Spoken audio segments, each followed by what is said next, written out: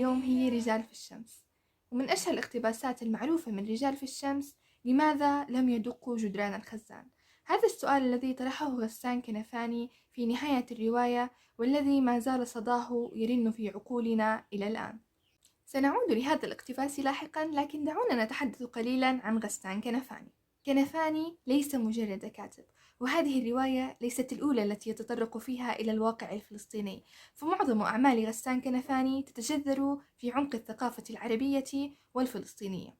غسان كنفاني هو كاتب ومناضل وصحفي فلسطيني، ولد في عكا وعاش في يافا، وأجبر إلى اللجوء إلى لبنان ثم سوريا، وعاش في دمشق وعمل فيها، ثم الكويت التي تدور أحداث قصتنا حولها، ثم توجه إلى محطته الأخيرة بيروت التي اغتيل فيها.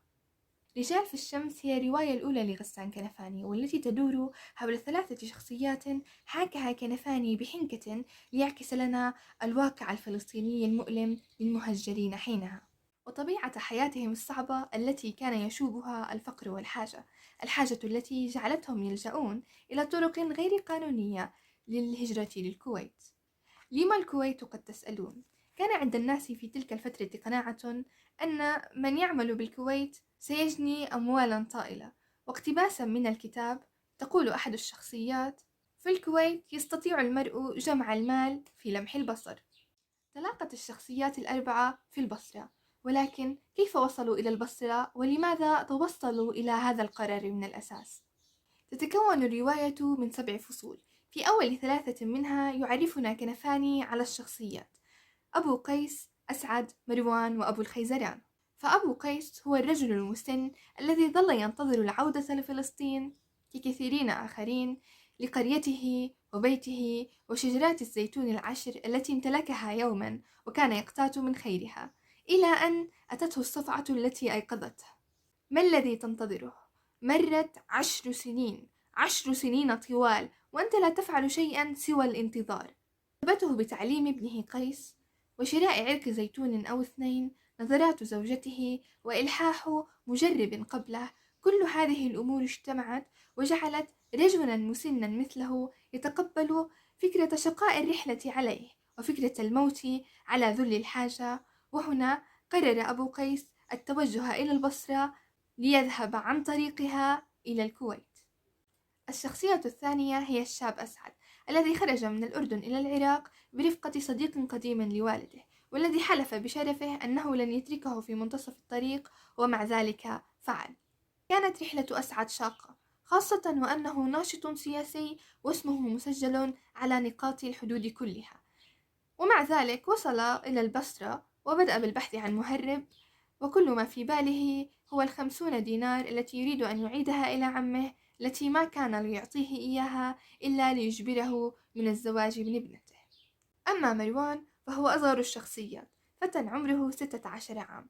اختلفت حياته مذ تلقى رسالة من أخيه زكريا الذي يعمل في الكويت ويرسل لهم مبلغا يكفيهم كل شهر، والذي توقف عن إرساله حالما تزوج. يقول في الرسالة: لا أفهم معنى أن أظل أنا أعمل وأنفق على الأسرة بينما أنت تذهب إلى المدرسة السخيفة التي لا تعلم شيء.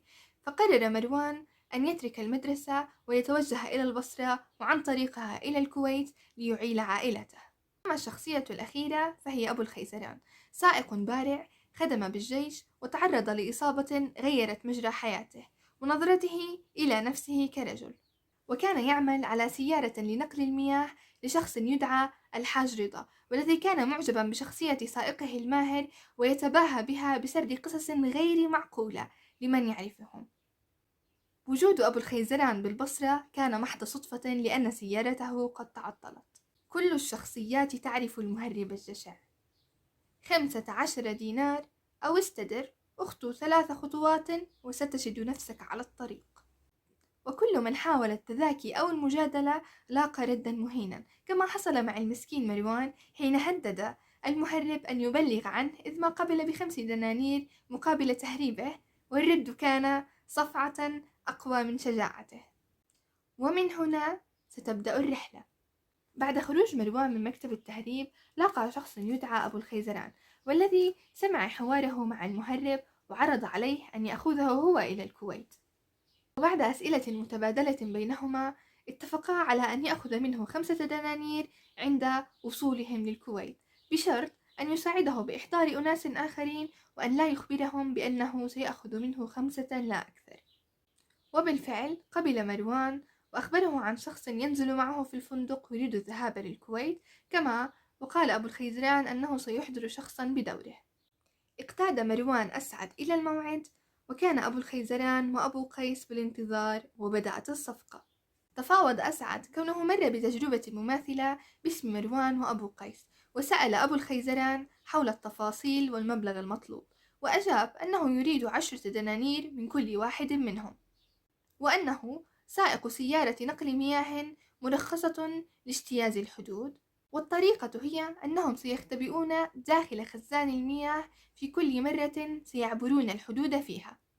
لم تعجبهم الفكرة، فكيف سيكون الوضع في مثل هذا الحر القاتل داخل خزان حديدي مقفل؟ لكن أبو الخيزران أقنعهم بقوله أنهم سينزلون إلى الخزان مرتين، مرة قبل نقطة الحدود الأولى ب50 مترا، ثم سيتوقفوا على الحدود لمدة 5 دقائق، وبعد 50 متر سيخرجون وسيكررون المسرحية عند حدود الكويت لمدة 5 دقائق. لم يرتح أي منهم للفكرة ولا لقصص أبو الخيزران الغير معقولة، ولكن ما بيدهم حيلة، كل همهم العمل، المال، الكرامة، كل همهم أن يصلوا إلى الكويت، كل همهم أن يحققوا أحلامهم. لم تكن الأمور بالبساطة التي وصفها أبو الخيزران، فالسيارة لا تتسع ل3 إلى جانب السائق، لذا كان عليهم التناوب والجلوس على الخزان في عز الحر. وقبل وصولهم نقطة الحدود الأولى نزلوا ليختبئوا داخل الخزان، وعندما تفقد أسعد الوضع قال: هذه هي جهنم، إنها تتقد. دخل أبو قيس أولا، ثم مروان الذي بدا عليه الخوف، وتلاهم أسعد. أغلق عليهم أبو الخيزران الباب، من ثم انطلق مسرعا إلى ساحة الجمارك وأسرع خطاه إلى الداخل، الأمر الذي لفت انتباه الموظفين، فسألوه عن سبب استعجاله، فقال إن الحاج رضا بانتظاره، وإن تأخر فسيطرده. وعندما سألوه ما الذي يحمله، فأجاب: أسلحة ودبابات و6 طائرات ومدفعين، والأمر الذي أثار ضحك الموظفين، فهذا هو أبو الخيزران الذي اعتادوا عليه. وقع الأوراق، وبأقل من لمح البصر دور المحرك وانطلق، وأول ما توارت السيارة على الأنظار نزل وفتح الخزان. أول من خرج هو مروان، وتلاه أبو قيس فأسعد. خرجوا غارقين بعرقهم يلهثون طلبا لبعض الهواء، وكان أبو الخيزران يحاول إقناعهم أنه لم يغب ل6 دقائق، لكنهم كانوا هادئين ولم يستجيبوا، كانوا هادئين كالموت. ولكن قال أبو قيس: لقد كانت 6 دقائق، ظللت أعد من 1 إلى 60، عددت 6 مرات، وفي المرة الأخيرة عددت ببطء شديد. ومع ذلك رفضوا الاستراحة، وقالوا: سنرتاح كما نشاء عندما نصل وجهتنا. ركب أبو قيس ومروان إلى جانب أبو الخيزران، وركب أسعد على الخزان، وطلبوا منه أن يترك باب الفرن مفتوحا لعله يبرد. أكملت السيارة طريقها حاملة معها أحلاما وآمال: الكويت، الأمان، النقود، الكرامة. فهل يمكن للشمس أن تقتل وتحرق بشراسة أشعتها أحلامهم؟ هاجس واحد كان يدور في عقولهم قبل الاستراحة الأخيرة. لنسترح قليلا قبل أن نبدأ المسرحية من جديد، قال أبو الخيزران. فكرة اقترابهم من العودة إلى جهنم تلك أرعبت مروان، وسأل: إذ ما كانت سيارتك معصومة عن التفتيش، لما علينا الاختباء داخل الخزان؟ وبالطبع استسخف أبو الخيزران سؤال مروان، فهو لم يجرب الخزان، وقال: أنت خائف أن تبقى في الخزان 5 أو 6 دقائق؟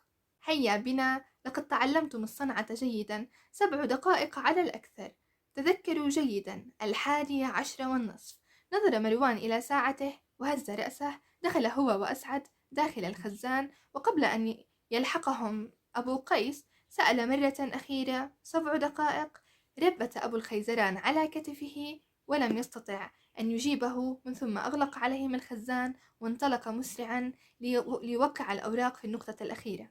لكن هذه المرة حكايات الحاج رضا أثارت فضول الموظفين، حكاية عن علاقته مع راقصة تدعى كوكب، جعلت من وصوله مصدر ترفيه وضحك. يا ملعون يا أبو الخيزران، وضحك وقهقهات وهو كل همه الوقت. حاول أن يعرض عليهم العودة مرة أخرى ليسرد ما يريدونه من روايات، ولكن عبثا. وأخيرا عندما أقنع أحد الموظفين أنه سيعرفه على الراقصة، بردت ناره وقام بتوقيع الأوراق. وصل السيارة وانطلق بسرعة، دقيقة واحدة ليختفي عن الأنظار. كان المقعد يلتهب من تحته وهو يفكر بالهدوء الذي يخيم على الخزان، ويلعن الموظفين وقصص أبو رضا، إلى أن توقف وصعد بسرعة إلى الخزان الذي لم يستطع لمسه من شدة حرارته. وهو يحاول فتح الفوهة انتبه لساعته تشير إلى 12 إلا 9 دقائق، والوعد كان 11:10. نادى ونادى وما من إجابة سوى صدى صوته، ونادى من جديد رغم أنه في ذاته يعرف الإجابة. دخل إلى الخزان المظلم والصدئ ليتحسس ما لن يغيب عن ذاكرته أبدا. دقيقة واحدة بالخزان، وخرج أبو الخيزران الذي كان يسخر من مروان غارقا بعرقه. لم يهن على أبو الخيزران أن يرمي جثث الرفاق في الصحراء، وكان متعبا لدرجة لا تتيح له حفر 3 قبور، فقرر أن يضع جثثهم إلى جانب مكب النفايات، وبذلك تكتشفهم البلدية في الصباح وتدفنهم. ولكن طبعا قبل أن يتركهم هناك أخذ نقودهم كما وساعة مروان. وبعد ذلك حاول أن لا يفكر، حاول أن لا يسلم نفسه لذلك السؤال، حاول أن يلقيه كما ألقى قميص مروان. لماذا لم يدقوا جدران الخزان؟ لماذا لم يدقوا جدران الخزان؟ سؤال لم يحيره هو فقط، بل حير كل من قرأ الكتاب. أسئلة كثيرة ستطرحها على نفسك بعد قراءة هذه الرواية، فهي أبعد من أن تعني مجرد أشخاص يريدون الذهاب إلى الكويت. فمثلا اختيار غسان كنفاني لشخصية السائق أن تكون فلسطينية قد تكون إشارة ضمنية لبعض القيادات الفلسطينية التي ساهمت بقراراتها الخاطئة بتعميق المعاناة الفلسطينية، وإصابته التي تدل على العجز الذي هم فيه، كما وقصة الراقصة كوكب التي تمثلنا نتغنى بماض لن يعود. الرواية مليئة بالرموز، إن قرأها غريب عن القضية سيقول يا حرام، قصة حزينة، لم يدقوا جدران الخزان لأنهم خائفين. ولكن من وجهة نظري هم لم يدقوا جدران الخزان بسبب واحد، بسبب لعين واحد: الأمل. هم لم يدقوا الخزان ببساطة لأن عندهم أمل. شوفوا الأمل شو بيعمل. نسيت أقولكم من الحماس اشتركوا في القناة، اعملوا لايك، اعملوا شير إذا حبيتوا الفيديو، شاركوني رأيكم بالكومنتس حتى لو كان آرائكم مختلفة، ما عندي مشكلة نتناقش فيها. وإلس يا فرح، يا اسمي فرح أبو لاوي، وهذا تاني فيديو إلي بالحياة. باي ذا واي، كل عام وانتم بخير. المفروض الفيديو ينزل برمضان، بتمنى إنه الظروف يلي عم نعيشها هلأ ما تطول واحد وما تأثر بالجو الحلو يلي بنعيشه برمضان. ويب that's it. سلام guys.